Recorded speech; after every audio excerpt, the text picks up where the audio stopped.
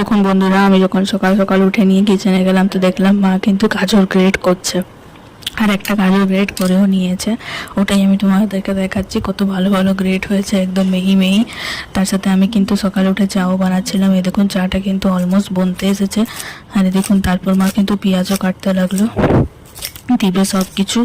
আর চলো তোমাদেরকে দেখাই আজ ব্রেকফাস্টে কি আছে। দেখুন মা কিন্তু টমাটোরও কাটতে লাগলো, মানে এক একটা করে সব কিছু ভেজিটেবল যা যা ঘরে আছে এক একটা করে সব কিছু মা চপ করতে লাগলো।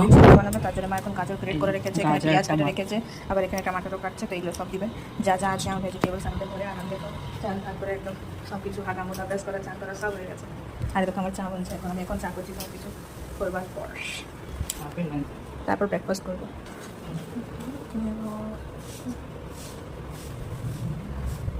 না দাও, চিলি সসও বার করে রেখেছো না? হ্যাঁ,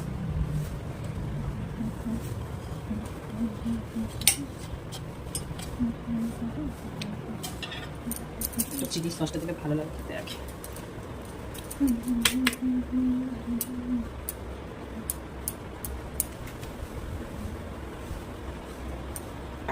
সস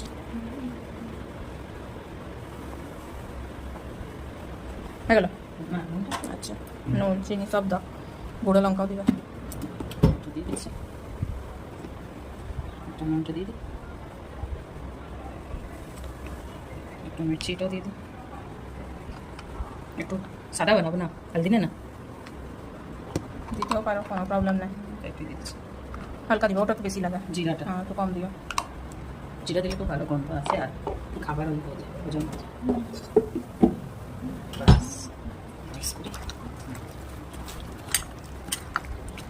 দেখুন বন্ধুরা, আমার মা কিন্তু সব ভেজিটেবলস দিয়ে দিল। এই সুজিটা আসলে মা রাতেই ওভারনাইট ভিজিয়ে রেখেছিল, আর সকালে উঠে নিয়ে এটারই কিন্তু মা ব্রেকফাস্ট বানাচ্ছে।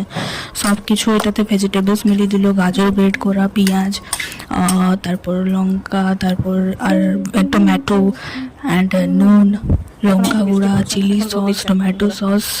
আর এই দেখুন মৌসুমটা কত ভালো আছে, রোদ দিচ্ছে সকাল সকাল। আর এই দেখুন মা একটু জল মিক্স করে দিল এটাকে পাতলা করবার জন্য ব্যাটারটাকে। আর ব্যাটারটা পাতলা হবে তাহলেই ভাল লাগবে, কিন্তু ছিলকা খেতে মোটা মোটা তো ভাল লাগবে না, ছিলকা তো পাতলাই ভাল লাগে। তাই জন্য মা একটু জল দিলে ভালো করে ওটাকে গিলা গিলে ভালো করে ব্যাটারটা মেখে নিচ্ছে। দেখুন বন্ধুরা, আমার চাটাও কিন্তু হয়ে গেছে। এবার চলো চাটাকেও খেয়ে নিই, তারপর ব্রেকফাস্ট করবো সুজির ছিলকা।